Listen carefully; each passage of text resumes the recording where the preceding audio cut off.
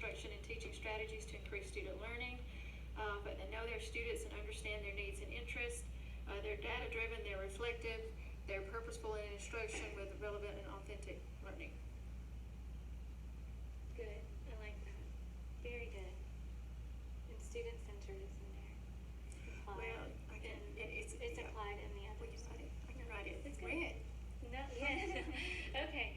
All right. So those are the behaviors that we see on the outside. Those are the tip of the iceberg type behaviors that we have on the top of the iceberg. So now we're going to go one step deeper in our reflection and take a look at patterns and trends, behaviors over time that we can identify.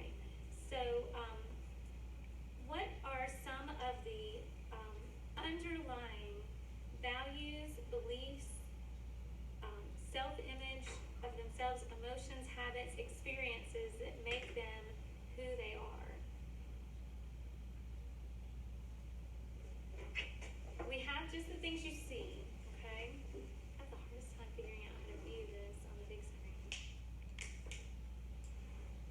But what are some of the things that are patterns or trends that you see out of those teachers?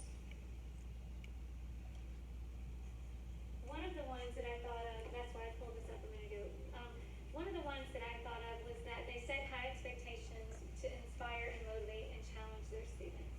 So that's a behavior. That's something that they do. It's not something we see. It's something that they do to promote that growth from students. What behaviors do you see them doing as a person?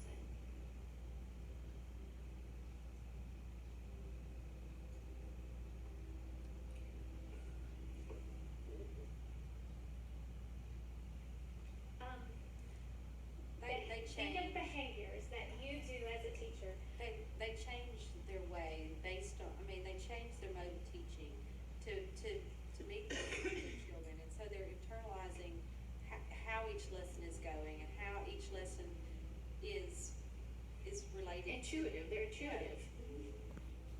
And they're flexible to be able to adapt with what their students they And see keep in going mind now, on. behaviors have to be measurable. So being flexible is measurable. If somebody's very rigid, and I said the answer is no, sit down, that would be very rigid, right? But if somebody is like, well, why do you need to go to the bathroom? Didn't you just come back from out in the hall? Like, that would be being more flexible. Oh, your stomach's really hurting, and maybe you have a stomach, a touch of a stomach bug.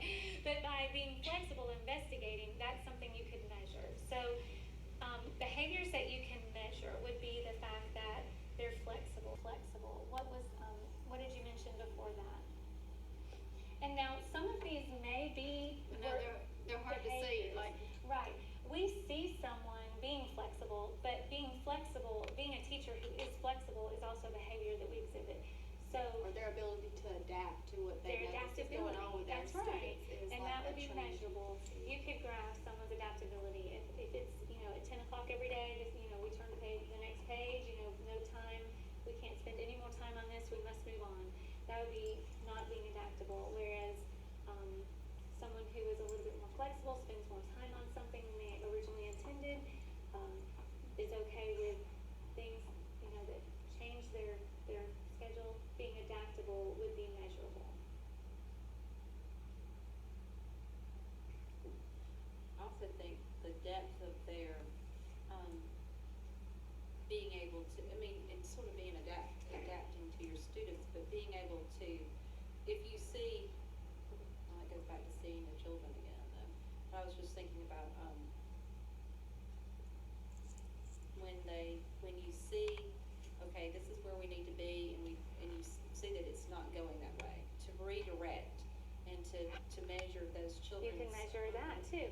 Someone's ability to redirect. By just doing oral questioning, or just right. a thumbs up, thumbs down of how are we understanding what we just talked about, and then being able to take that, and that's a quick measuring tool that, okay, a majority of the kids have got this, or feel that they have an understanding of this concept. Can we move on? Or I had a lot of thumbs down, I need to redirect, I need to go back and you mentioned earlier also the use of data, so that formative and summative assessment. So they use data to drive instruction, and I think that's more like that. And this is form of assessment. Exactly. And holding up the boards with answers, or just walking around the room, or asking